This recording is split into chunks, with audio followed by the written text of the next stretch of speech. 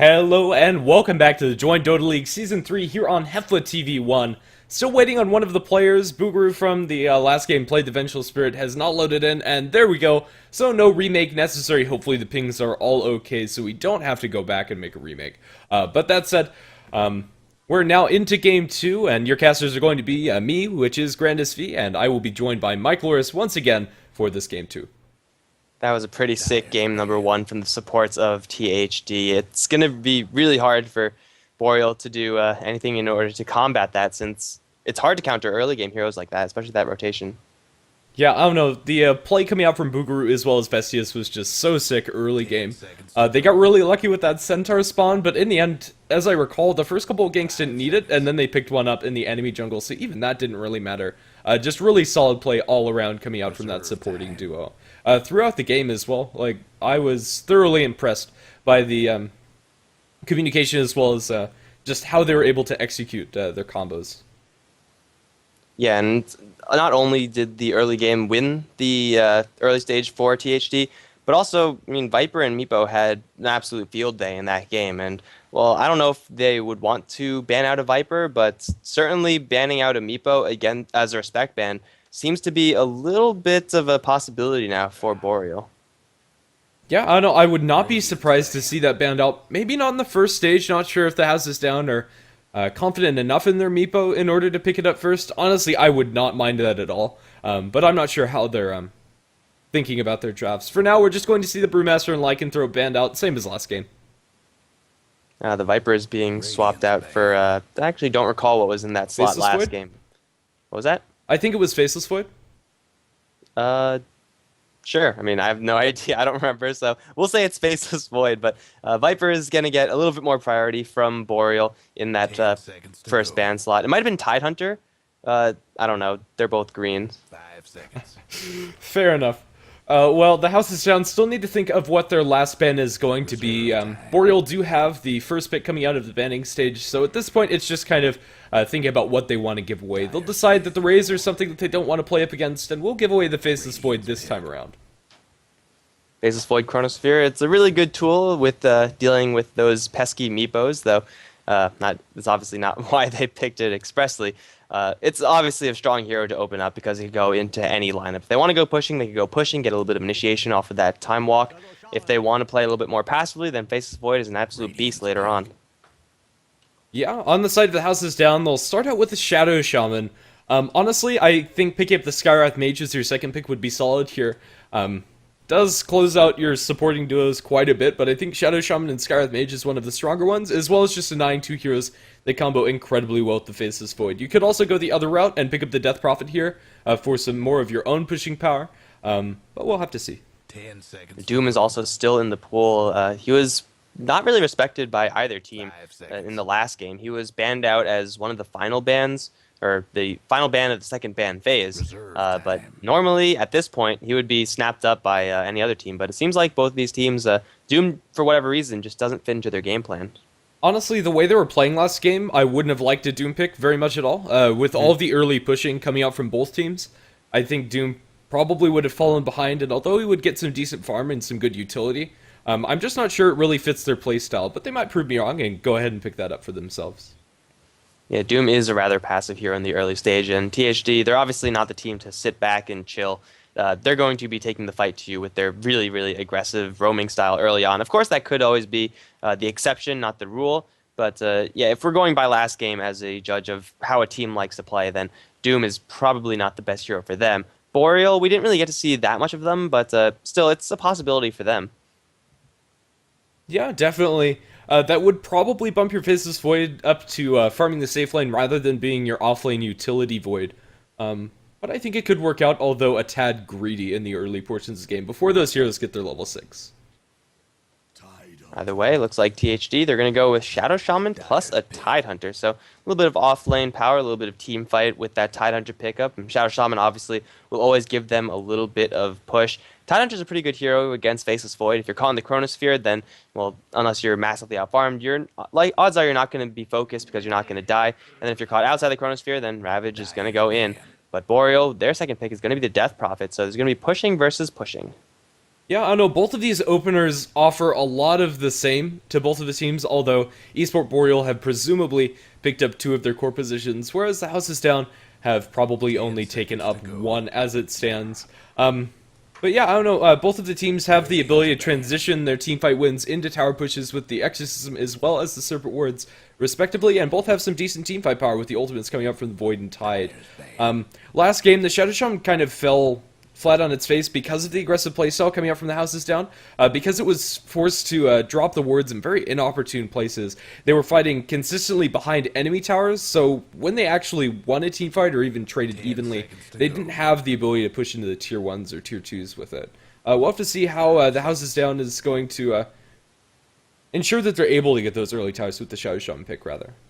Reserve time. Both teams would benefit. Well, first of all, Boreal is going to finally ban out that Doom. Skyrath's still in the pool. I think Tinker would be a great pickup for either side, really, as since both teams are going to be pushing, it's really hard to push into that wall of machines, the wall of missiles, and, well, it depends on if the House of Down want to pick that one up first. They're certainly respecting the possibility of hardcore push from Boreal with the Pugna ban, plus Invoker Forge Spirits adding a little bit of push power as well. Maybe they themselves want to pick up a Tinker. Yeah, I know. I would like the Tinker probably more on Boreal's side than on the Houses Down. I think that Tinker, he doesn't do a lot to... Oh, never mind. We have an IO pick from the Houses Down. So presumably not going to be going for the Tinker, and also probably not going for the Tinker on Boreal's side either, because a lot of Wisp duos are very good at catching out the Tinker, split pushing across the map. What do you think the Houses Down is going to pair with that Wisp here? Well, you have the classics. You have Wisp Ursa, you got Wisp Tiny and Wisp CK, Wisp CK being by far the most common. I don't really know if any of them would make a huge difference. Possibly Tiny getting himself Craggy Exterior, which I don't believe is cancelled off in the Chronosphere from Faceless Void. It would be a great defensive tool for THD if they want to go that route. Or they could even go for a little bit more uncharacteristic, go for something like Wisp Juggernaut, which I think, though no one does it, is still a really good combination. Yeah, and as you bring it up, Io, a very good defensive hero up against the Faceless Void. I know Pylai Dive from Cloud9 kind of pioneered it, but if you're able to time the relocate correctly, you will be able to get the heroes outside of the Chronosphere if you're able to get the tether on at the right moment. Honestly, I wouldn't be entirely opposed to something along the lines of a Wisp Ricky if they play like the way that they did last game and just get super aggressive early on. Although not particularly great against the Faceless Void, Venomancer and Death Prophet could be pretty easy targets to that, but they'll go ahead and go with the tried and true Tiny. Hey, it works. 99% of the time, it works every time. Having that ability to toss the Wisp in for a slow, though it is often not what you want to be using your toss for, it is a really long-range initiation that can be a big factor. And of course, later on when Tiny gets Zaghadim Scepter and Wisp has maxed out Overcharge, then that tree is going to be hitting really, really hard. Faceless Void, he's going to have to depend on his backtracks and just RNG in order to keep himself alive. Venomancer, Death Prophet, they're not going to have a good time versus this late-game damage from THD. But for right now, the THD early game is extremely weak. Yeah, for sure. Shadow Shaman and Tidehunter are both very reliant on their level 6s, as are the IO.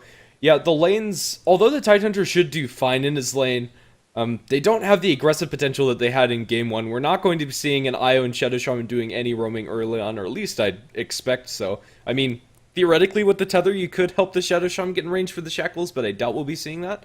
Yeah, I don't know, more than likely these supports are just going to be passively stacking up their own jungle, getting some extra experience from pulls, and yeah, I don't know, let's see how this type of draft is going to pan out for the Houses Down. Wisp is one of the most non-confrontational support heroes in the entire game. He doesn't want to fight because, well, he's a strength hero, but his health is not that impressive. He has really low armor. He doesn't want to trade hits. He just wants to chill, stack creeps, and, well, wait until Tiny gets bigger, wait until he himself gets bigger, gets that level 6, and then hopefully relocate without having him die in the process. THG, this game is definitely going to be a lot more passive, as you said before, but Boreal, they're giving up for a little bit more aggression. Death Prophet to take down some towers, then Venomancer Sand King, that's a solid dual lane, or dual roaming comp coming out from them. Yeah, for sure. Venomancer can just sit in the lane while Sand King farms, but I'd love to see them go around aggressively. I don't know, I think getting boots first on your Sand King if you're going to start out with that guaranteed stun and then go up with the Venomous Gale afterwards would be a solid choice. But if the Venomancer is confident in hitting those Gales on the point, They could also just have the Sand King follow up with the Bro Strike after the 50% slow comes out from the Veno. Dyer's ban. What do you think these lanes are going to be like for THD? They have the possibility of running a tri-lane, Tiny Wisp, and the Shadow Shaman. Or, of course, they could run a dual lane, though. I'm not sure how well a dual lane is going to go. Tiny Wisp versus Death Prophet, possibly Death Prophet Venomancer. 10 Yeah, seconds Death to Prophet go. Venomancer would definitely beat an IO Tiny, but I think that IO Tiny could do decently well up against the Death Prophet. With the double bottle regen and just the constant rest coming out from the Wisp Orbs, or the Spirits rather, they should be able to do just fine up against the Death Prophet, but then again it would be opening themselves up to ganks coming out from the Veno and Sand King, and if they just put the Venomancer in mid and just go dual lane versus dual lane, they could be in for a bit of trouble. I am expecting this is just going to be a defensive tri-lane coming out from the houses down with an offlane Tide, and we're still needing our mid hero.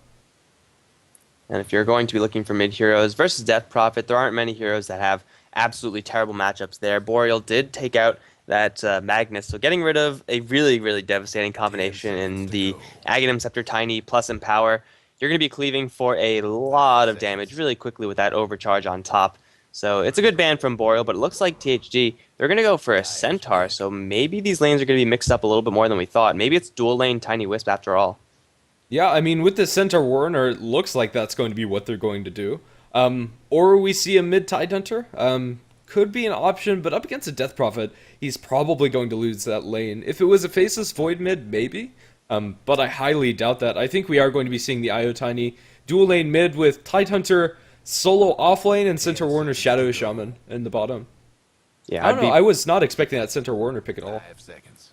I mean, they definitely had some laning comp in mind, and before the Centaur pick, it obviously had us guessing. So that Centaur is more than capable of handling a lane by himself. With Shadow Shaman on top, well, that's just icing on the cake. It might not be the best lane, though, because Boreal do have the option of running... 10 seconds to go. Sorry, dogs and stuff. I'm going to mute my mic real quick. 5 seconds. It's all fine while you're sorting that out. I'll go ahead and talk about the rest of the draft. Somehow, Scarlet Mage has managed to find himself at the end of this draft and going to be the 5th pickup from Boreal Esports. This 5th pick is fairly scary. A lot of magical damage coming up from these 3 supports, and Centaur Warner really needs to get that pipe up ASAP. Honestly, you might even want to forego the Blink Dagger and get the Tidehunter to build Blink as your primary form of initiation, and then just use the Centaur Ultimate to get up, because, I don't know, a lot of what esports, or Boreal Esports are putting into is that magic damage. With Sand King, Epicenter, Skywrath Mage Ulti, and Venomancer Ultimate inside a team fight, that's an absolutely dirty amount of magic damage. Yeah, that's it. They are not slacking in the physical damage department at all. Although their hard stuns are kind of lacking. I don't know, we'll have to see. BKB on Tiny is more than likely going to be a necessity this game up against what Boreal Esports are going to have available to them. A lot of silences, and even though Faceless Void's on the pitch, you're still going to want to have that magic immunity for yourself. It's going to be tough for Tiny to itemize in this particular game, though the BKB would certainly be useful against the Skywrath, Sand King, and Venomancer. Once you have that BKB, suddenly Death Prophet and Faceless Void with the Chronosphere are like, hey, this Tiny just wasted all his gold on the BKB. We could just kill him really fast. So Tiny's going to have to get a lot of farm if he wants to be really secure in this game. And I'm not sure how much I like having the Centaur skip link. I think maybe having the Tidehunter skip link might be a little bit better since Ravage is such a huge range. And if you have Stampede to get in there, landing the picture-perfect Ravage isn't that hard with Stampede. It's obviously better with Blink, but it's definitely a possibility for THD to do something like that.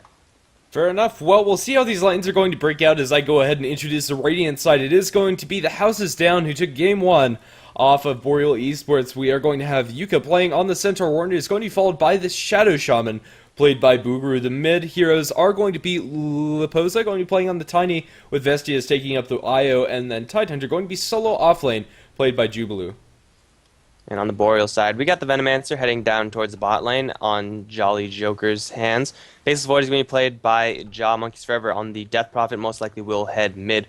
Brolo as well as Footsie are going to be both supporting as the Sand King and Skywrath Mage respectively. It looks like it is going to be a defensive tri-lane for them. Tidehunter is actually going to have a fairly okay time in this lane. He'll deal with the Skywrath Mage, obviously, like there's no way to get around that, but aside from that, 2 melee heroes means that Anchor Smash is going to get a lot better. Yeah, for sure, and Tidehunter has 8 tangos as well as himself, plenty of regen to go through the Arcane Bolt harass.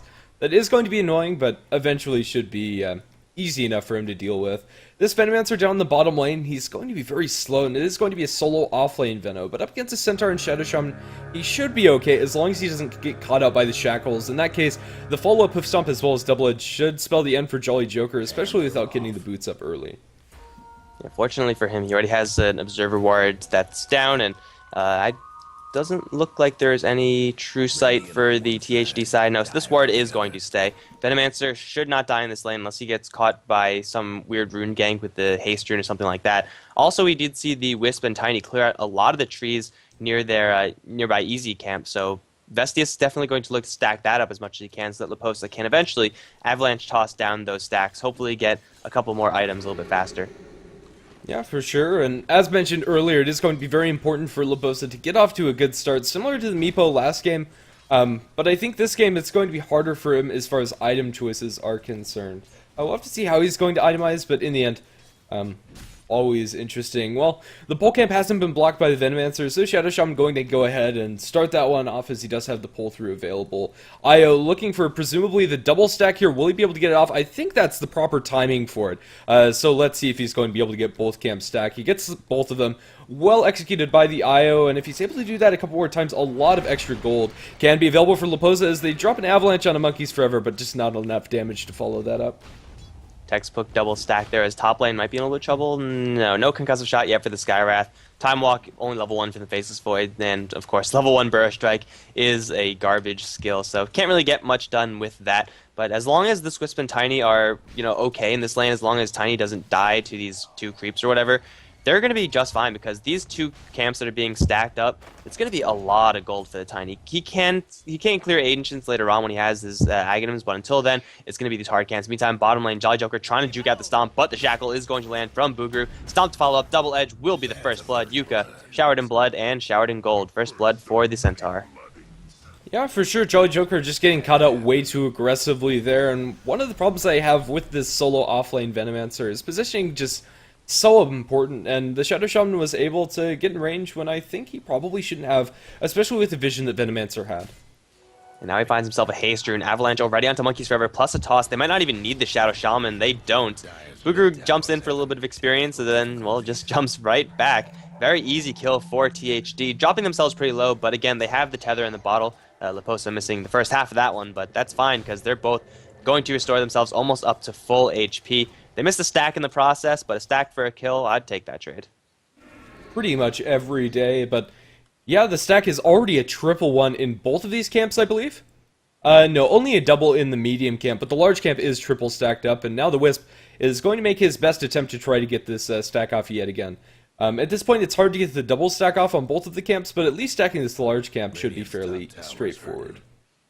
And eventually, the Tiny, once he gets to the level 7-ish mark, he'll be able to avalanche toss down that all the stacks. And, well, another picture-perfect textbook stack from this Wisp. Vestius has definitely played this hero once or twice before, and Tiny is going to be really happy at that fact. Yeah, for sure. Well, Avalanche again in mid. They have a decent amount of damage. They do get the slow, but the Sand King's there. They just need to back out. The stun goes the way of Leposa instead, and they might have enough damage. He tosses up the Sand King, but in the end, the right clicks will be enough to secure that kill on the Tiny. And, well, unfortunately, he had to die there. But I still think they have the ability to come back in this lane, but that's going to give a lot of experience away of the Death Prophet, especially since they are in a dual lane situation. Yeah, unfortunately for the Wisp, the bottle crowing has been actually in bottom lane. Jolly Joker once again shackled, once again double edged, once again stomped. It's going to be another easy kill for the bottom lane, but yeah, the bottle for the Wisp was going back to the base and or sitting in base when that happened. If the Wisp was on the outskirts with the tether, giving that Tiny that extra bit of regen, that would have been a very easy escape for that Tiny, but sometimes it just doesn't happen the way you want it to. Yeah, this is a very large stack that the Wisp has made up. Stacks it another time. I think that is pretty much maxed out. You might be able to get one more off on the medium camp, but pretty much that's about as many creeps as you can stack into that area. I'm not really feeling this offlane Venomancer, though. It just hasn't really panned out. Hasn't been able to zone out the Centaur at all. 25-5, the top of CS, and now he's looking for the initiation. He has the War Stop, but not enough mana for the ultimate as well, as Tidehunter dies up top with the Io coming in, as well as the Shadow Shaman Ether Shock, not even going to need any of their stuns at all. he won't even be able to pick up the kill with the wards on the ground, and Centaur is going to be just fine with those tranquil boots. Didn't see how Tidehunter died. Looks like he just got caught out by I'm not even sure. Looks like he just got bashed by the Faceless Void. Yeah, he must have been a little bit overconfident. I was watching bottom lane as well. I guess Tidehunter was like, hey, Faceless Void, let's fight. And Faceless Void got one too many bashes. Tidehunter, with level 2 Anchor Smash, it's really strong, but it does not make you invulnerable. But good rotation from the Wisp of all people. Really, I said before, that Wisp is one of the... is a hero that doesn't really like to move around, doesn't really like confrontation, but when the Centaur pretty much sets up the entire kill by himself, then Wisp is more than happy to join that fray. And Centaur wielding that Stampede now, he can realistically get solo kills on Jolly Joker. Yeah, pretty much. As long as he has the mana for it. Up in top, Rolo looking for the stun onto the Tidehunter, but he's too fast with those boots, so not going to be able to find that. They really need to start out with a concussive shot there, but no, he comes back up, and with the time walk forward, they're going to slow him down even more. But with the Centaur ultimate, he's going to be more than fine, so a little bit of spells exchanged, but yeah, Tidehunter is just dandy. Sand King, Skywrath Mage, really great heroes to go with that Faceless Void later on. Once Faceless Void gets his Chronosphere at the very least. Right now, it's not exactly the deadliest of lanes, especially against such a tanky hero like the Tidehunter, so it's not really that surprising that they're not going to get anything up in that lane. And let's see if this last stack is going to happen for THD. No, the Wisp, I think, has about hit his cap for creep stacked in that camp. So Tiny will soon look to clear that one out, and that's going to be a lot of gold for him. At the very least, it's going to give him his point booster if he wants to go for that one.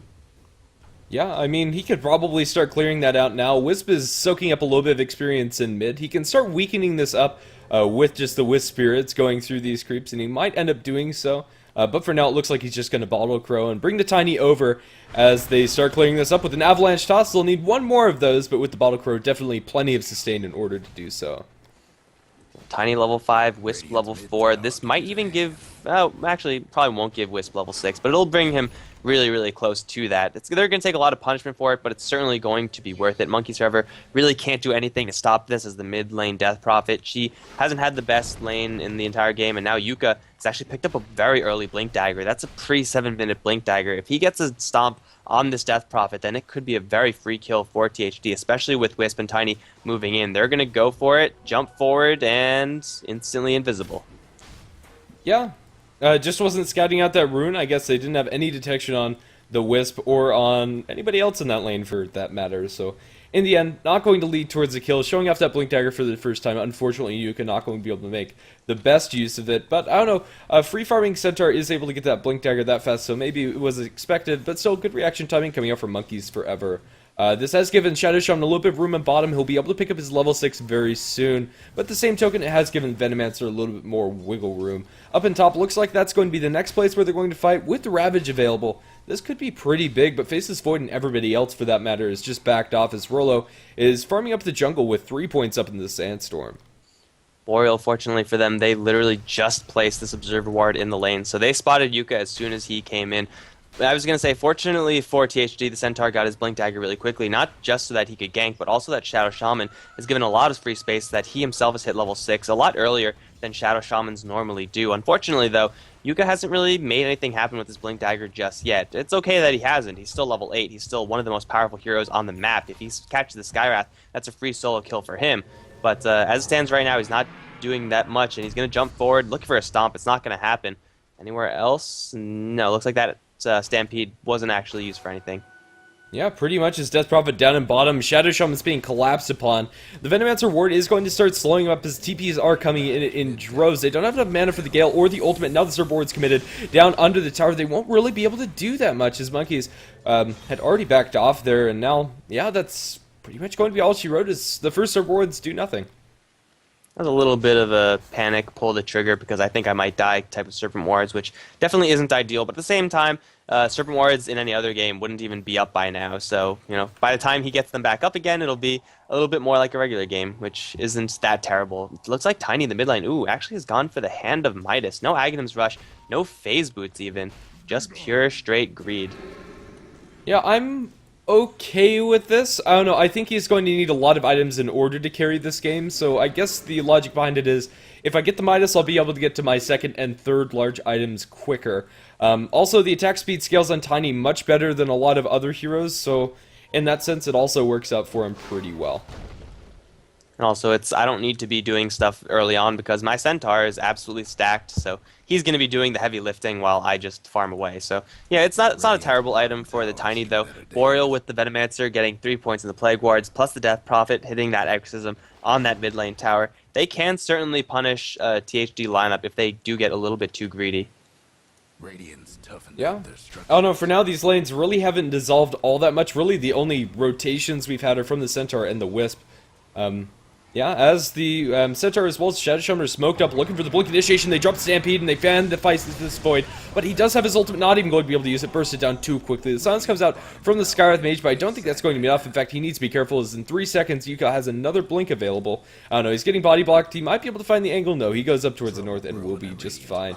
So the creeps are going to be cut a little bit. Rolo's looking for the initiation. He gets spotted out by those smaller creeps. Let's see. Rolo's got a Blink Dagger of his own, of course. Only a level 2 Burrow Strike. Still a pretty garbage skill at this point. Meantime, bottom lane, it's going to be a relocate down on that Venomancer. I was staring intently on Rolo, hoping that he was going to make a move, but unfortunately the move was going to be happening on the bottom Blink lane. Hoof Stomp onto Futso with the Gush as well as the double edge. He's going to drop before this fight begins, and Rolo's attempt at finding the initiation angle is not going to pay off. Tidehunter's hanging around after this tier 1 tower dies, and maybe they'll be able to catch him out. So Rolo, Crouching Tiger, Hidden Sand King, hasn't done anything. He's eventually going to make his move, and when he does, it's going to be beautiful. But realistically, the only person he could kill in this lane is a Shadow Shaman, especially with the jump in from that Faceless Void. Chronosphere, he's going to hold on to it for a little bit too long, and Booger's going to get the Hex out and run away. They know that Jubilu is in the area.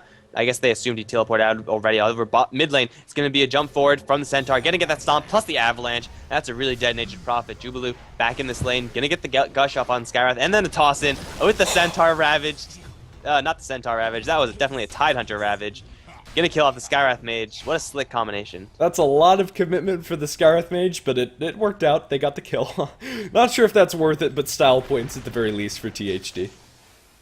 Hell, if it's a possibility, you have to do it at least once. As you said, style points counts for a lot in this game. Tidehunter's gonna get put a little bit closer to his Blink Dagger off of that one. If they get this tower, then that's going to be a blink not only for the Centaur, but also for the Tidehunter. Even though Sand King does have a blink of his own, he's going to get out-initiated really hard.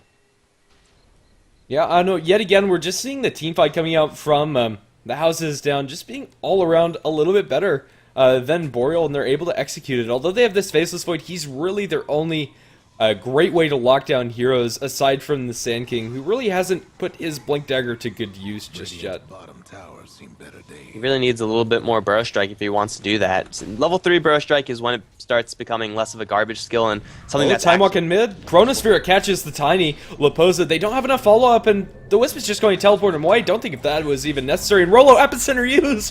He waited for it for so long, and it ends up just whiffing. Oh my goodness. You know how I said he was going to use it and it was going to be awesome? I wasn't telling the truth there. Yeah. Darn it, Mike Loris, you were lying to us all. Yeah, that's very unfortunate for Boreal. A lot of ultimates being expended, and, well, in the end, it meant nothing. That relocate, it was good reactions coming out from the Wisp. In the end, it wasn't even necessary. They still seem to have some tabs on the Faceless Void. They do have a ward in the area.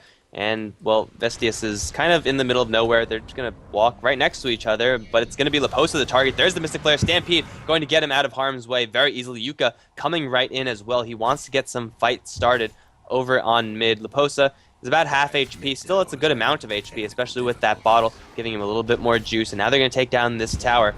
That's a, well, Tidehunter already has a Blink Dagger, so a little more gold for THD. Yeah, for sure, and now Tiny has the drums available, so a little bit more tanky, especially with the Wisp Overcharge active on him, and I'd expect the Aghanim Scepter to be his next item. I just think it's the best choice. But after that, he's open to build into things that are a lot more scary, especially with the Wisp. You don't need to prioritize the Assault Cuirass that much, although you definitely can't get it. I'd like to see BKB, and then maybe even Manta. Bugru is also holding on to quite a bit of gold. 1,700 on the Shadow Shaman means that he will also probably have a very quick... oh, Rolo, what are you doing behind there? How'd you get behind there? Jubilu is going to get Burrow Struck, and Rolo's going to walk out. Okay, that's fine. Nobody panic, but Shadow Shaman has 1,700 gold. He's going to get a Blink Dagger most likely. So, yeah, it's a lot of initiation for THD. Like, almost any hero, if they see anyone, they'll be able to secure him. And I don't know what Laposa and Vestius are doing.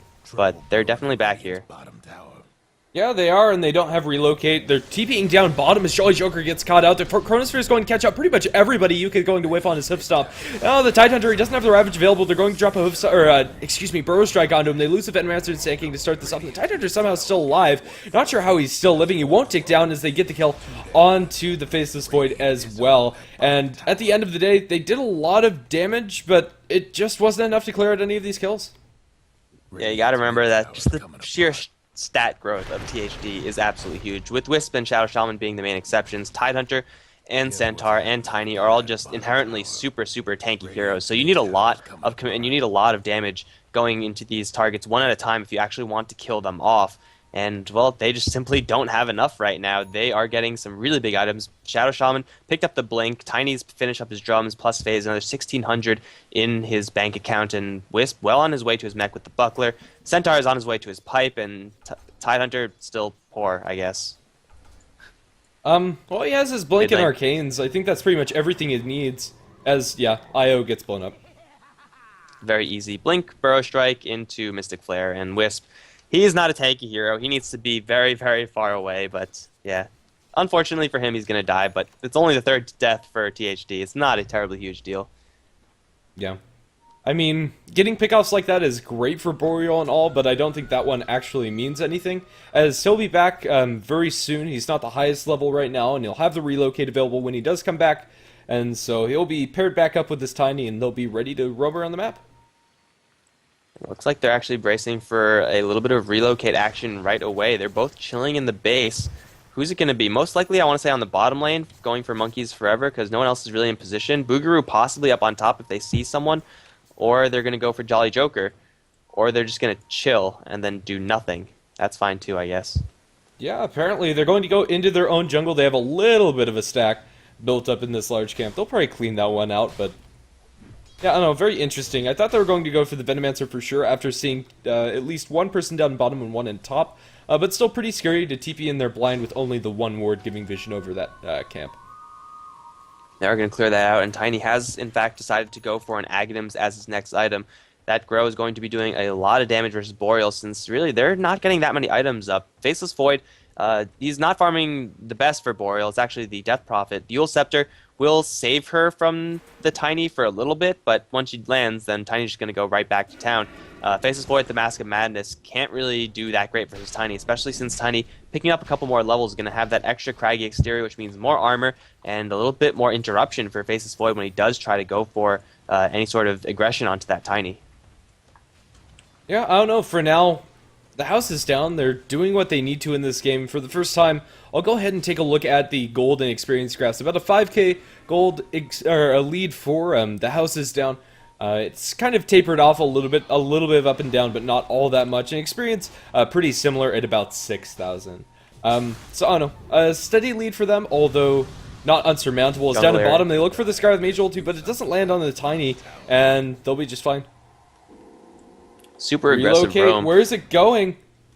As Faceless Void dies down in bottom, they're looking for the Void return kill. They have no Gush available. It was already spent onto the Void. They don't have any other lockdown. Now they have the Center Ultimate to slow him down. He's looking for the Time Walk. Will he be able to get away? They silence up one of them as Avalanche goes away of the Sky with Mansion. He's going to be popped by the Tiny, but it looks like Leposa is going to die with the Epicenter being channeled by Rolo. He's going to be slowed down there with the pulses coming out. They should have enough damage, or will they? He's just too darn tanky. And now with the minus damage, he's going to toss up the Faceless Void with Mask of Madness on. He's almost going to straight up to that. They will eventually kill up the Tiny with one more Bro Strike coming up from Rolo. And now well, Jubilee looking to be in a bit of trouble. Wisp is now there to bail his buddy out, and in the end, it's going to be a 2-for-2 trade. Faceless Void Scarlet for Centaur Tiny.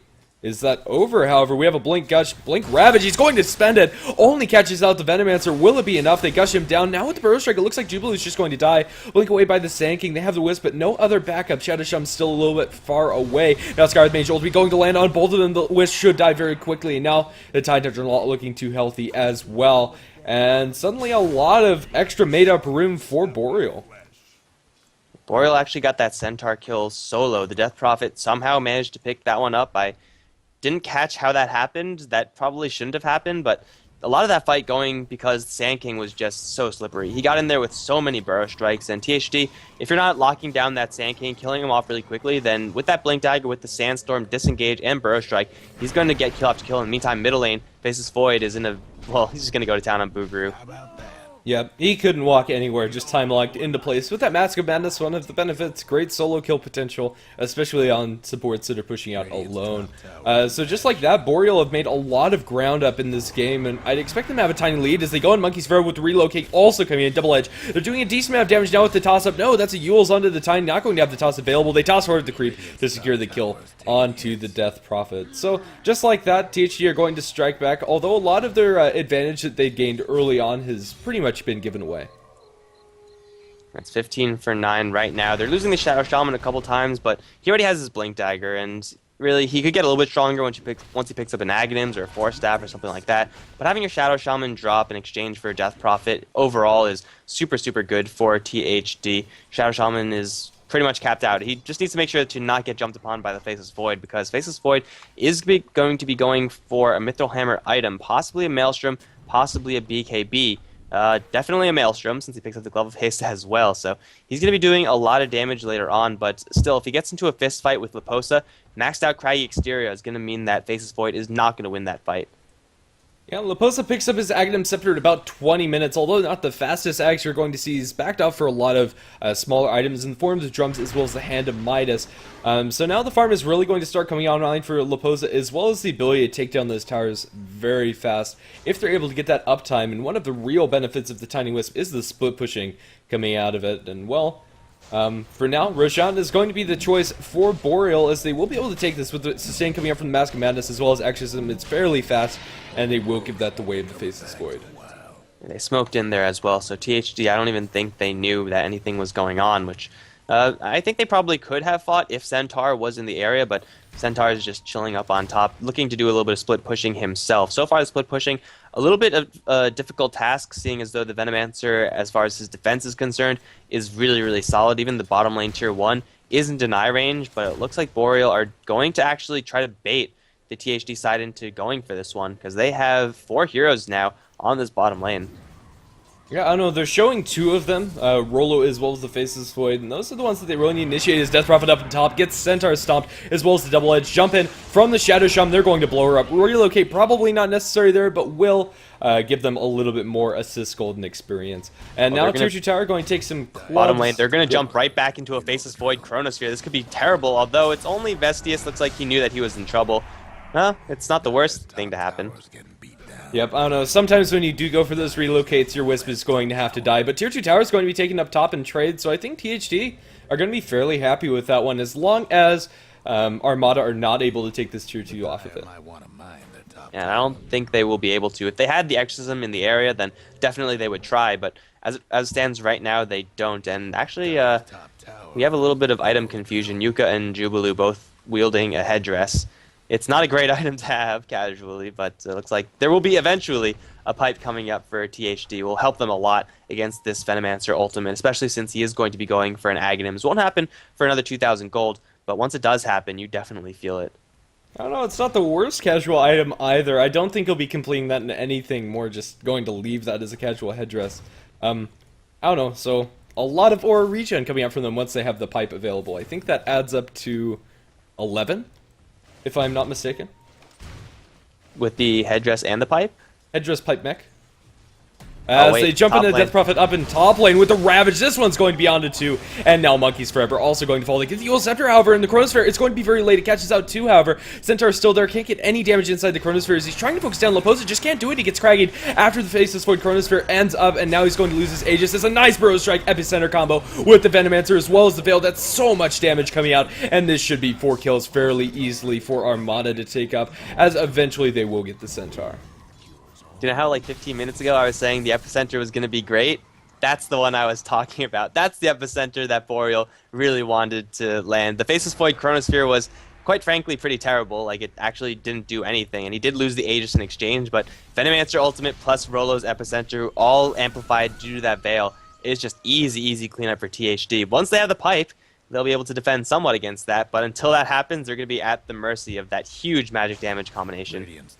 Yeah, I don't know, and we have a Blink Dagger on Jolly Joker. I thought that was going to be his completed Ags, but instead going to back off so he's able to jump in with the Sand King as well to get that positioning for the Poisonous Nova.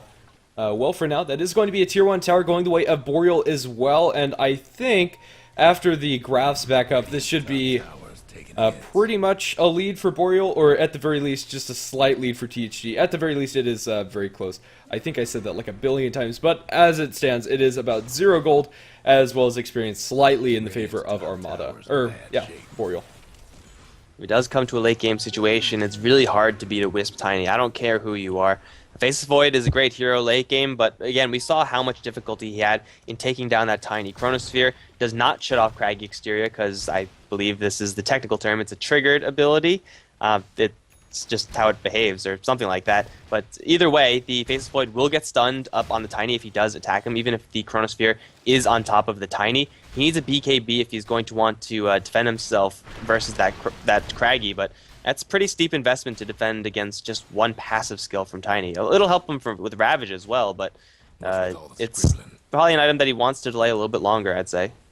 Yeah, I don't know. Tiny is going to go ahead and pick up that BKB next. I think it's a good item choice this game. But after that, he's pretty much free to go for whatever he wants, whether he gets the extra split pushing coming out from the Mantis style or the armor and teamfight with the Assault Cuirass as they jump in mid. They're going to Chronosphere solo on Leposa, but I don't know, he's taking too much damage from the Craggy, and in the end, he's not going to do anything, but there's your epicenter, Burrow Strike. But the Ravage comes out, so many ultimates being expended as the Faceless Void's the first one to die, and with the Wisp, healing back up to Tiny, he's still going to survive. Venomancer gets his ultimate output with the pipe. It's mostly going to be negated. Sky's Mage ulti will secure the kill on the Tide turn, and Leposa's wanting to get back into this after some of the tick damage goes down. They get the Shadow Shaman in the backlines. The wards are down on the ground, and it looks like they're going to be in a full retreat as Leposa gets Burrow Struck up by Rolo. He's going to eat another Cryptstorm coming out from the Death Prophet. Another Gale also coming out as Yuza going to be thrown in. They get the kill onto the Death Prophet, but it looks like Yuka is going to give up his life for this one with another Burrow Strike from Rolo to secure that.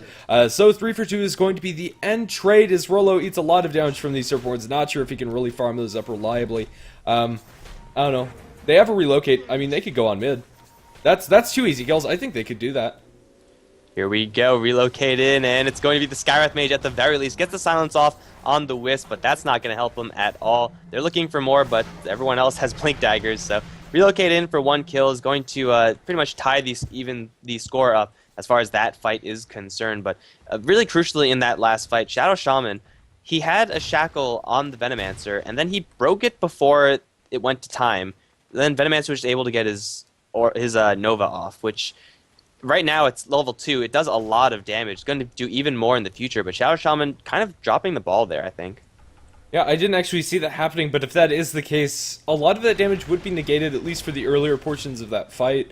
And potentially they could have had the Tiny in there a little bit longer, although he was eating a whole bunch and had to be on the backlines for quite some time.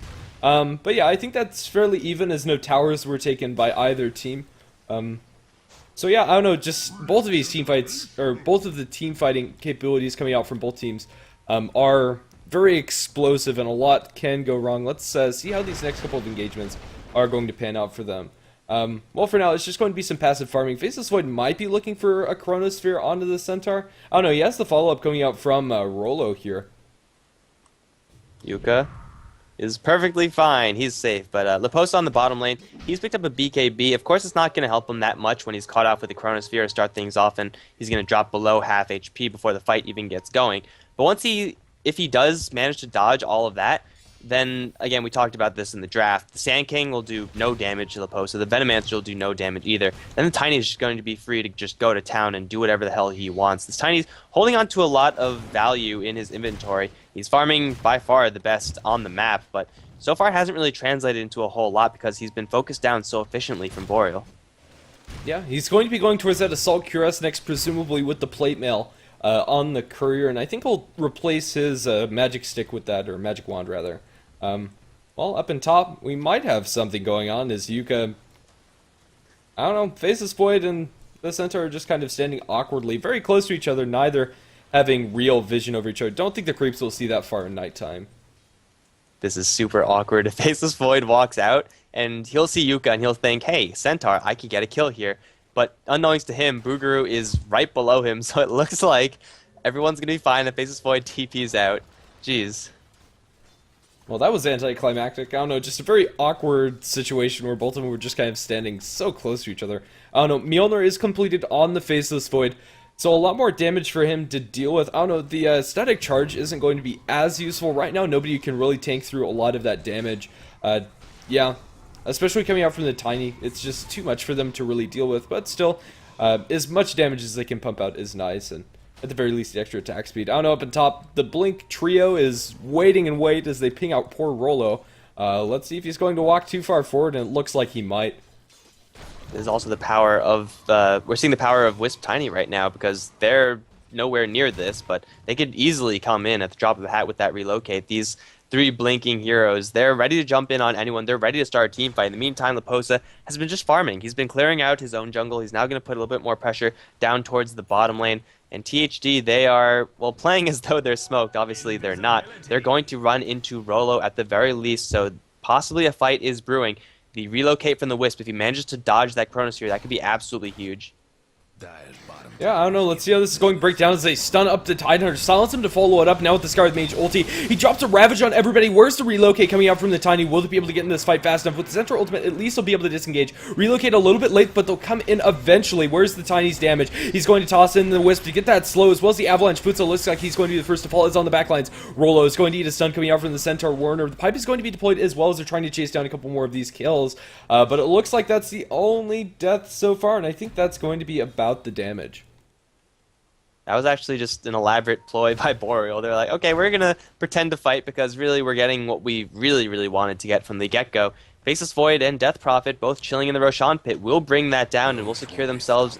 Aegis, don't believe this is a cheese. No, not yet. But the gold will give Death Prophet enough to complete up her Scythe of Vice. They lose a Skywrath Mage, they burn a Ravage, all of these spells being thrown about. But ultimately, Boreal, they're the ones to say that they won from that exchange.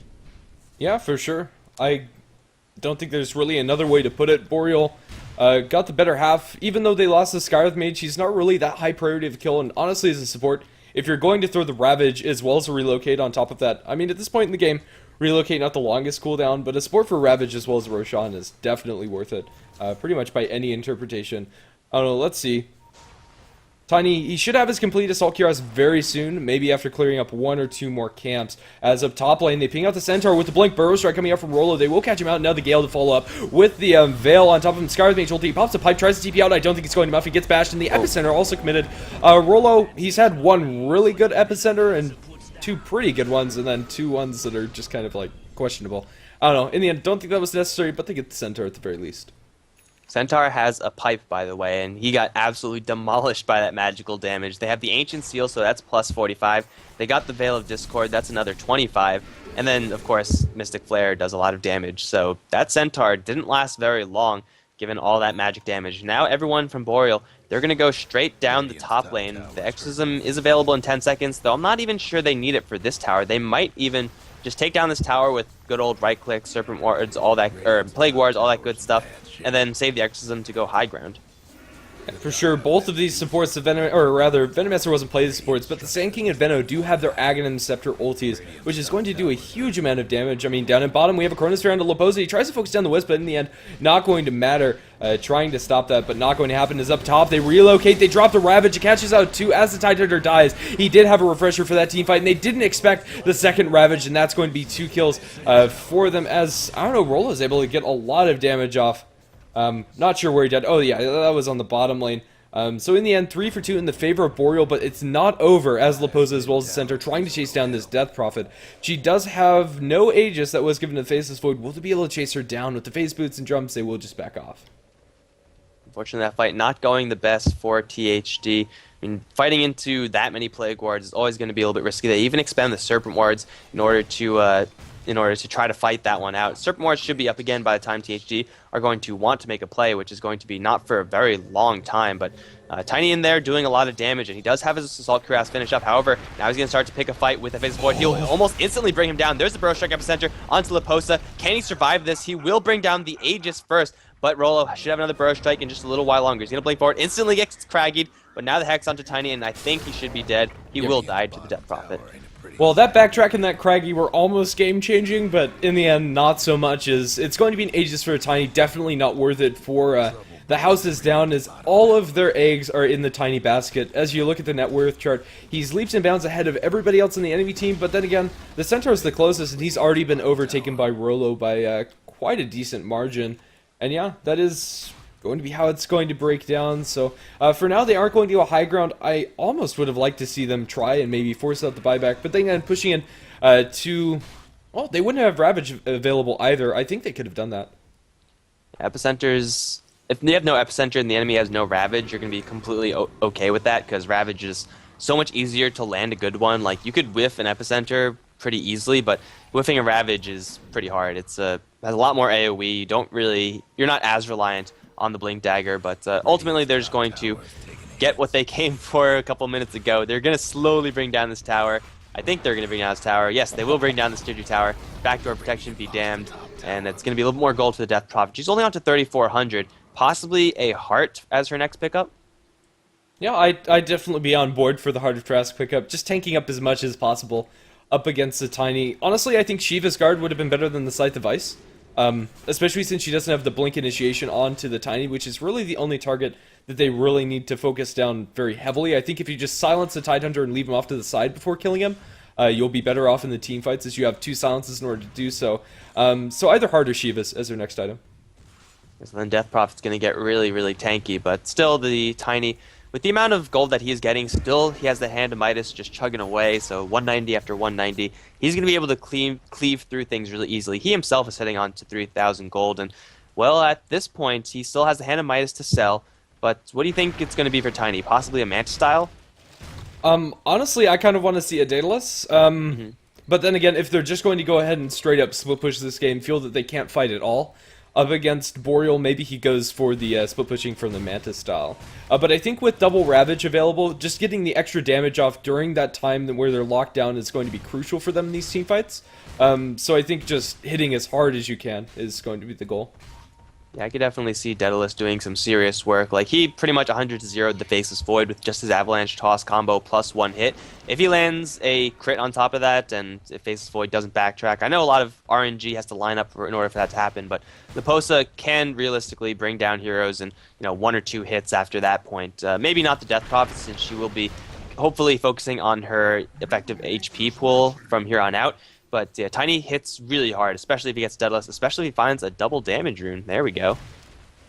Yeah, I don't know. I think you give the bottle to the Tiny and then have the Tiny bottle that up, because in a team fight, that's actually one of the scariest things in the entire game. That's 600 damage. He picks up, I hate this move. They already have the bottle on the Wisp. I think you hand it to him. I think that's a mistake, honestly. But yeah, he's currently hitting for 600 damage guaranteed each swing of his giant tree, and yeah, that's incredibly scary. He's actually going to go for neither of those options, and presumably going towards the Satanic with a Reaver pickup. Well, lots of health is never a bad way to go. I guess he's just assuming that he has enough damage as it stands right now. Of course, he does have the Wisp right behind him, and Liposa going to run headlong into a whole bunch of heroes. There's Initiation, Chronosphere onto this Tiny. Relocate is being charged up. Can they save the Tiny? Looks like they can't. Vestius is going to get caught as well with the little bit of Epicenter slowing him down just enough. That's a free 2 kill for THD. Going towards THD. Now they're going to run to Boogaroo as well. What are you doing there, Boogaroo? That's not where you want to go. You want to be following the Tidehunter and Centaur. They're going the right direction. It's 3 kills for Boreal, and Exorcism is still available. This is going to be high ground. This might even be Rax's. Yeah, I think so. 70 seconds with no Tiny. I think that's it. Like, as far as one lane of Rax is concerned. They should be able to hold on to their next set. But I don't know. They should have a Glyph available. Hasn't been popped. They should delay this push as long as possible. But honestly, this is a crucial mistake coming up from the Tiny. At this point in the game, him dying is the worst thing that can happen for the houses down. Yeah, that Reaver sure not looking too good now, is it, Tiny? So they're going to lose the tier 3 in the mid lane. They're going to lose the melee racks. They're just going to let the range racks sit there and let the creeps take care of that one. They're going to use the rest of the Exorcism to bring down this tier 3 tower. Won't be able to secure it completely, but still the damage has been done. That's one melee racks, one now entire set of racks in the mid lane taken for Boreal. And really, they don't expend that much to do it. They just get a really lucky, fortunate pick off. And the Tiny, again, no buyback means that he's going to be forced to concede that. He has no other option. Death Prophet just misclicked and hit her BKB instead of her TP scroll, so 10-second BKB has been expended. She shows it on the creep wave. So yeah, that's kind of important, but at the same time, still, they're 1 racks down on the side of THD. By no means is this over. A Tiny is one of the heroes. It's really good about going up against those mega creeps, but it's going to slow down his item progression.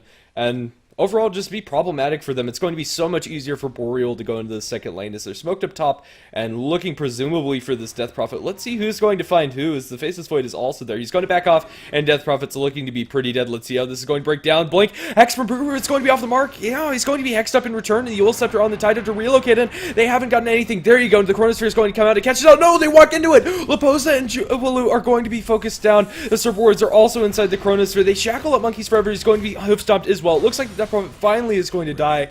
Oh, that was very questionable. Let's see. Is anything else going to happen? Time walk away and Rolo should just blink out, or just walk out, rather. I don't know. That was such a weird engagement coming out from the both teams, really. Boreal were expecting to get the Venomancer in that fight. He was using his Boots of Travels, and unfortunately, he ended up using the Boots of Travels on a friendly ranged creep, so Tiny just turned around and took it out with one swing, and then suddenly no more Venomancer in that fight, no more mech, no more Poison Nova, and then that's a very dead Death Prophet. This time though, the THD, they're going to try to crack back and do exactly what they just happened to them. Burrow Strike and then into Ravage. Gonna catch Rolo as well as Footsie, and second Ravage is being charged up. He's going to expend it, this time only hitting Rolo and Jolly Joker. The Venomancer ultimate has been expended. Jaw going to try to get in there, but he doesn't have a Chronosphere, and he does not have any tool to deal with this craggy exterior still. He's going to try to go for Jubilee as the Epicenter does come out. Gonna hit him as well as Yuka. It's a double kill for Rolo. They defend their top lane, and crucially, oh, actually they have used their buyback on Death Prophet. So buyback down, and Death Prophet now 70 seconds on the sidelines, though. This Faceless Void does have a Chronosphere, and he's looking for blood. Leposa, not too healthy. There's the Hex. Can they bring down this Faceless Void before he get Chronospheres? Yes, they can. They're gonna go for Jolly Joker straight after. However, there's no more disables. Here comes the Skywrath Mage from this side again. Boogaloo is completely tapped out of mana. Rolo's in the area with the Burrow Strike, but it looks like he wants to go for the Tiny Wisp combination. They find themselves a Haste Rune. They're not going to catch up anytime soon to this combo, and looks like THD, they are potentially home free because their mid lane is kind of in full breach. Yeah, pretty much. The tier 4 tower is under siege by those larger creeps. I don't know, that was some pretty big miscommunication. The IO wasn't anywhere to be seen in that team fight. No way to heal back up the Tiny after taking the barrage of the Skywrath Mage ulti under the... Yeah, and there just wasn't a great way for Leposa to do damage and catch anybody out during that fight. Had they had the Wisp there, that probably would have been completely different. You can never underestimate the damage that you get from pumping out that overcharge. Also, if you are tethered to that Tiny and then mech him, at this point, normally you would say mech is kind of an afterthought. Maybe the armor is a little bit nice, but having double heal for that tether onto the Tiny, though now he has a heart, so regeneration not really going to be a problem for him on from this point forward. Roshan has respawned, and this time I think THD can definitely contest this if they know that Boreal are going to be going for it. Yeah, I don't know, they need to catch out the vision. Right now they don't have any wards around the Roshan pit, and the last couple have just been smoked up by Boreal. They've given up both of them. I don't know, Leposa going to clear up some of these Plague wards, but I don't know, he's in a very precarious position. What is he doing? He has the heart, but I don't think that's going to save you if they actually jump. That was very risky, as now Boreal goes straight to the Roshan pit. They have timing on their side, whether they wrote it down and know about it or they're just going to YOLO into that Roshan. Refresher Orb Ravage is not quite up yet for this Tidehunter, so without that crucial skill, the THD side literally cannot do this without getting completely wiped. They're going to concede another Roshan for Boreal. This is going to be an Aegis Cheese Roshan. The Cheese going to the Death Prophet Aegis on the Faceless Void, and they're all going to go straight towards the bottom lane. Again, they do have mid lane already taken. However, Wisp Tiny is a great hero combination to have on your team when you're down Raxes, so it's not going to be a huge deal. 2 lanes of Raxes though, that's a little bit more devastating. Yep, I don't know, Leposa just gave away the fact that they are smoked up, dropping his skill combo in mid lane. But nobody's going to get caught out as both teams are pretty much clumped up as 5. Centaur lagging a little bit behind, but he'll be there in spirit with his ultimate available. I don't know, this is such weird posturing for both these teams. Are we just going to have a straight up trade?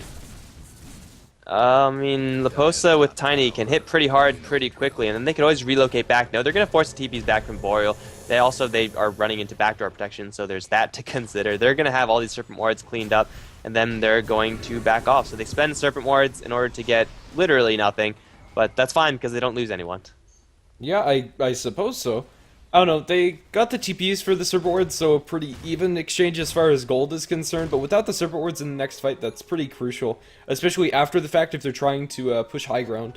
Yeah, I don't know. Curious. Let's see.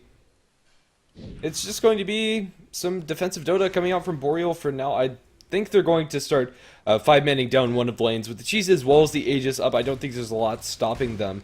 This Tiny's incredibly tanky. They still have the damage in order to bring him down, especially with the Faceless Void with BKB, Mask of Menace as well as Mjolnir. They're going to drop a stun onto an Illusion of Tidehunter and then take that one out. But that's about it. Yeah, they do have that Aegis advantage, and now Monkeys Forever does have the Exorcism back off of cooldown. That previous bottom lane push, that kind of pushing game of chicken that just occurred, there was no way Boreal could have taken that one because Death Prophet didn't have her Exorcism up. But now, the Posa and the Wisp, they're both in the bottom lane doing split pushing, but there is a smoke incoming. Rolo, Futsi, as well as Ja. Let's see if they can catch this Tiny Wisp combination. Looks like they're heading straight in the right direction, but Tiny Wisp, they won't go down without a fight. They are going in the wrong direction. Blink out from Rolo and a relocate up to the top lane, in fact. Okay, well, good luck getting out of there, Wisp, but it looks like Leposa is at the very least going to live. That was very weird coming out from both teams. Nighttime Vision coming in huge. They will lose their Wisp. I don't know. If that gank was to succeed, they needed to have the Faceless Void facing the right direction and looking downwards so he could catch out both of those heroes. They need to focus the Wisp down the Chronosphere, but definitely they could have done it. At the very least, THD should be fairly happy with how that turned out, keeping their Tiny alive. Boreal with that Wisp pickoff. It's not a huge hero to have down, but still, no overcharge on Tiny means that they could afford to make a little bit of a poke towards the enemy base. Venomancer with a couple of Plague Wards up on top, plus Boots of Travels means that he'll be able to rejoin this fight in just a little while. So Death Prophet with Exorcism in tow.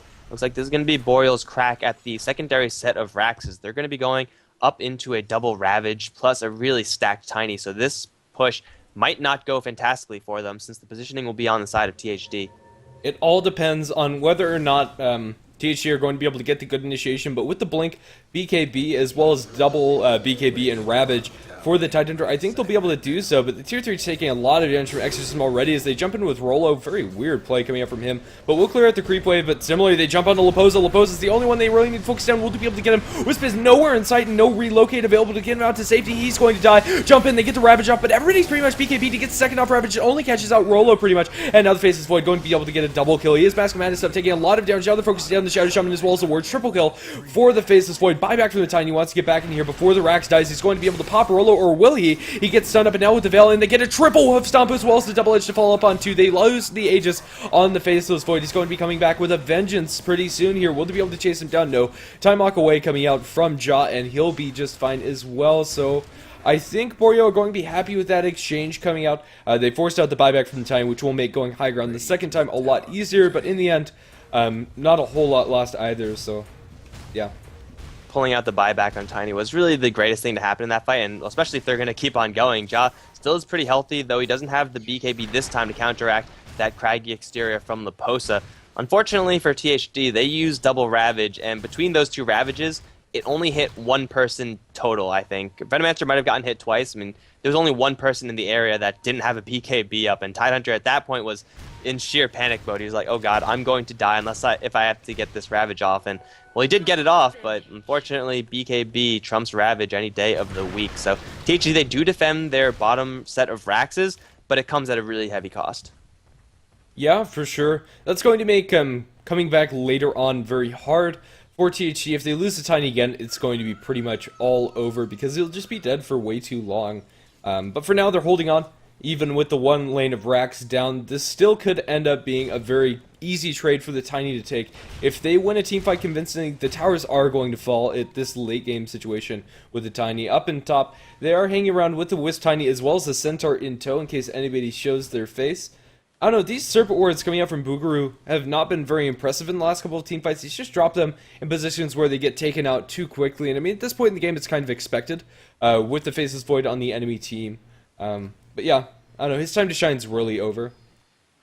Yeah, really, he just needs to get in there for the Hex and hopefully try to kill someone off with the help of the Tiny before they get their key skill off, whether it's the ultimate from the Venomancer, whether it's a Burrow Strike from the Sand King. Looks like for now, THD, they're just going to just YOLO push up the top lane. However, they're going to be forced back soon enough. There's a jump board from Faceless Void. He wants a Chronosphere onto the Tiny. He'll settle for the Wisp. Wisp does have a buyback. In the meantime, bottom lane is in full breach. Boogaroo's going to jump forward for Hex onto Monkeys Forever, and Jubilu going to jump in as well. Doesn't have Ravage, doesn't even need it because of the perfect ward trap on the Venomancer. They get two in exchange for one, and now is possibly an opening where they could crack back, although Death Prophet does have buyback. Oh, Shadow Shaman, it's gonna be close. Will he take down? He will. Venomancer gets a kill beyond the grave. So 2 for 2, but still, THD getting the better end of the exchange, mostly due to a beautiful ward trap coming out from Boogaroo. So yeah, I was saying that at this point in the game, they're not the biggest steal, the Serpent Wards, but when you're able to trap them in like that, definitely worthwhile. There's actually a gem on the ground inside the Serpent Wards, but nobody has managed to pick that up. I don't think they saw it underneath these wards. Yeah, it's pretty hidden in there, but I'm sure THD will soon enough find that one and make sure that they secure it for themselves. Tiny, he's at 3,400 gold. Obviously, he needs to save for buyback, but that's not going to happen for another 2.5 minutes. If this guy picks up a Daedalus, then he could certainly be a large force to be reckoned with, because Assault Cuirass and Hard Trask with BKB, that's really all the defensive items that you will ever want on really any hero. So with 4,000 HP, he just needs to make sure to do enough damage. Right now, he's not getting the time because he's getting locked down and killed, so I don't know what the right item choice would be for Tiny. I think maybe you just possibly, I don't know. So the Daedalus is still good. Manta Style into a little bit of backdooring wouldn't be terrible either. This Hannah Midas has got to go, though. Yeah, for sure. He is going to pick himself up the Demon Edge, presumably towards the Daedalus. I don't think MKB would be a great choice this game. I don't know. With the Butterfly in the Faceless Void, it could be solid. But I'm not sure he's going to really be able to focus down the Void that much anyway. So he might end up going for the MKB. We'll have to see. Once again, the Centaur is in these trees up on top. This guy's been here for so much in this game, like more so than any other hero I've seen in any other game. This guy's just been chilling in the trees up on top lane. He's not going to find anyone. It looks like Jubilu is going to slowly make his way through to the Centaur buddy, but so far, everyone from THD, they're going to mobilize up on top lane, actually. You would have expected they would go for bottom because the tier 3 tower is already gone, but they're just going to go for it. This Faceless Void is pretty big with the full Mjolnir, plus the recently picked up Butterfly, so he's attacking really hard, really fast. He pops with the BKB, he can kill the Tiny within the duration of 1 Chronosphere, especially if he has some help. Yeah, for sure. We are going to have the cheese still available on Monkeys Forever, but the Aegis is not available. With the Monkey King Bar and the Tiny, he can directly focus down the Faceless Void without relying mostly on cleave damage or the magical damage coming out after the team fights. So we'll have to see if he's going to be able to do so. The Exorcism popped in Tier 3 Tower already falling fatally low. Where's the initiation going to come from? Tidehunter is being spotted out and his Blink Dagger being cancelled by that Venomous Plague Word. And, well, the Glyph will delay things for a little bit as Tiny tries to split push. They need to get back into this base very quickly, so they're not going to be able to get anything. They're being pinged out, and there's the jump in from Rollo, and Booger is just blown up before the team fight. He gets a Ravage off, but yet again, it's only going to catch out 2 Rollo, as well as puts the only non-BKB targets. To get the Chronosphere only onto the Wisp as the Tiny's trying to clean up house. He throws the Scarlet Mage. He'll be able to get that one. Just look at the cleave damage coming out from him with the Ravage going out after BKB's ward off. Rollo is being focused down as well. They lose the 2 supports. Is it actually going to end up in their favor? They will lose the Shadow Shaman yet again. I don't know. Leposa is still fighting up strong. He's going to be Yule's up. The Urine Charge will secure the kill onto the Sand King. His jump in Hoofstomp going to be off the mark from Yuka. They throw the Wisp forward. No movement speed coming out from the Tether onto the Centaur Warner. And, well, for now, that's going to be it. I don't know. Where's the rest of the teammates? I don't know. Yeah, so high ground defended yet again. Still lost to tier 3.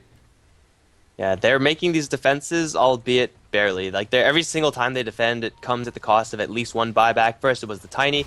This time, it was the Wisp. I don't believe anyone else. Yeah, Centaur didn't buy back. No one had any dieback situations. So they spend 1 buyback. They lose a tier 3 tower anyway. Tiny with the MKB. It is going to be the pickup, so the evasion from the Butterfly Faceless Void isn't going to do much. However, bottom lane, they're going to catch Monkeys Forever. This could be a huge kill for them. Yule Scepter will save her for a little while longer. She has a lot of movement speed plus a Hex. She's going to deny a little bit of damage from the post, popping out the BKB, but I don't think she's going to get either. Here comes Ja. Does not have a Chronosphere. This could be a big kill, although, well, there goes a Tiny Wisp. Yuka suddenly is all alone, and there's a really angry Faceless Void beating down on him. Where are those bashes? Show me a bash, because I don't think Yuka's going to get out of here alive, although here comes Boots of Travels from the Tiny. Instantly, the Chronosphere gets dropped, though. Yuka pretty tanky, but Ja is certainly doing enough damage. The post is now going to get hit with a full-on Mystic Flare. He's going to pop his BKB and now go for the Skywrath. Going to hit him down really low with 1 hit, and is going to finish him off with that toss, another hit. Ja is now on the run. Here comes Jolly Joker at that crucial slow onto Leposa, but he's just fighting for his life. Here comes Boogaroo with the Hex. Leposa, though, he takes so much damage. I don't think there's any way for this Tiny to survive this. He just wants to get a kill before he burns down to the poison, and I think he will burn down to the poison. Yes, he does go down. Yeah, no deny coming out from Boogaroo. It is going to be a pretty big streak going the way of the Tiny, and he does have buyback available. So at 6 slide territory, I don't think that's terrible, and I don't think he'll need to spend his buyback either, with the amount of kills that they got, as well as just where the lanes are currently. Yeah, Tiny going down. Fortunately for THD, they don't expend any sort of ravages or anything like there. We saw how tanky the Centaur War Runner was. I mean, this Faceless Void is doing quite a bit of damage, but really the only damage items he has are, Mjolnir, Butterfly, Mask of Madness, and when you don't get many bashes, you're not doing that much versus the Centaur, who, by the way, doesn't even have that much armor. So once Centaur does pick up an armor item, whatever that may be, whether it's Blade Mail, maybe there's a Shiva's. I don't think there's a Shiva's. Yeah, possibly Shiva's on the Centaur. He's going to be very tanky really quickly, and actually Ja going real deep, looking for solo kills. He has no support here, but fortunately for him, there's no one on the THD side that he really has to fear. All these heroes that are still alive for THD don't exactly do much damage. Okay, well, Wisp just picked up a item that I absolutely love this game, and I probably would have wanted to see like 30 minutes earlier at the very least. With the Vladimir's offering, quite possibly the best hero to combo with it is the Tiny. The regeneration he's going to get is going to be insane, as well as the bonus damage that's effectually going to be a free Demon Edge. That is a truckload of damage going to that Tiny. Unfortunately, they will have to buy back in order to defend this bottom lane because they are in full breach right now. Top lane is still in a good situation. Meantime, there's a Ravage from Jubilee will only catch Ja. They're going to try to take down Rolo. They will be successful in doing so. Now there's the Chronosphere. Ja will try to take down the poster, but he's doing literally no damage. Jubilee is going to try to ward everyone off. Does still have another Ravage armed, but I don't think this is the time to use it. It's only a 1 kill for THD. They defend their ranged racks, and it looks like everyone is going to back off. Sand King does not have a buyback. However, I think Boreal will be okay with fighting without it. This is a small opportunity for THD to make something happen. Radiant's mid tower. Yeah, at the very least, I think they can get a tier 2 tower. Yeah, I think they'll be able to get that. Well, the next Roshan is going down towards Boreal, and they're going to get the 4th one of the game. None of these have been really contested by THD. They're looking for it now, but it's just going to fall too quickly. And Cheese, the Way of Death Prophet yet again, as well as Aegis towards Ja, and I think they just need to get out of there, and they won't even try to initiate. The Venomancer has been very good about placing his Plague Wards in good positions to catch out the Tidehunter and cancel those Blink Dagger initiations. So, yeah, really with all of the BKBs that they have available, they have plenty of time to react to the Ravages. Yeah, this Faceless Void is going to be pretty terrifying. He does have that Aegis, but is kind of taking an effective damage item slot. However, bottom lane it is going to be the push. Laposa, with the damage, is going to clear creep waves in 1 or 2 hits, because that's what Tinies do. He's going to be under threat of initiation. However, I don't think they're actually going to go for this. It won't be a good idea. However, it's going to be Yuka, jumped upon by Ja. He's still a very tanky hero, that Centaur. In the meantime, Jolly Joker is going to be brought down by Laposa, but Stampede is there. And it looks like they're unsure as to whether or not they want to fight this out. Stampede has already been used. Instantly Boreal retreat. That's the smart move for them, but some people moving in for THD, some running away. Ultimately, they don't get anything off of the use of that Stampede. Yeah, I don't know. At the very least, they saved their Tiny. He was locked down in a bit of a precarious situation, but honestly, they probably wouldn't have got him as he goes up top, and Monkeys Forever needs to be careful. He's going to Eul Scepter up the Tiny. Now with the Chronosphere coming out, they should be able to take him down. They silence him up. I don't know, do they have enough damage? Let's see with the BKB. They're not going to be able to get those procs, and now with the Epicenter. That's a good one coming out from Rolo to secure the kill on Tiny. No buyback. There's a good Ravage. Catches everybody out without BKB. That's 4 heroes, but they're going to be able to burst down the Wisp before that. Now the Tidehunter caught between 4 enemy heroes. He's going to be a lot of trouble. Purchases off his own Ghost Scepter with the BKB popped, and he's trying to make his way out of there, but eventually he's going to get bashed by the Faceless Void. And in the end, this is the beginning of the end for THD with 90 seconds down for the Tiny. That's way too much for Boreal. They have 2 naked lanes of racks that they can go ahead and start chipping away at and taking. I don't know. With the Aegis as well as the Cheese now hard on the Death Prophet, I don't think there's anything stopping them. A crucial error from Tiny. You'd never teleport in like that unless you know that the enemies are elsewhere, and definitely he did not know that because the enemies were right there. He didn't even have support, and now Jolly Joker with a whole bunch of mega creeps in the mid lane. Well, he's going to get warded off by Yuka. A little bit of a skirmish now as the Yuka does try to go for this kill. However, here comes Ja. Will bash down this Centaur. Easy peasy. Bugru is going to get blown up as well. Centaur is back, bought out for this, but it's a little bit too little. It's a little bit too late. Tiny with a crucial mistake in late game, and that's all it takes to end this one. Yeah, for sure. After a very good early start for THD, they just kind of slowly but surely give it away as, I don't know, they, team of Armata, or Boreal rather, were able to close out that win in the end. They put all of their effort and farm into getting that Tiny huge, and it just didn't matter. He wasn't able to have enough uptime on his auto attacks. He was locked down consecutively by that Faceless Void with the Chronosphere. I don't know. In the end, that's kind of how the game ended out. A very exciting one, lots of good team fights.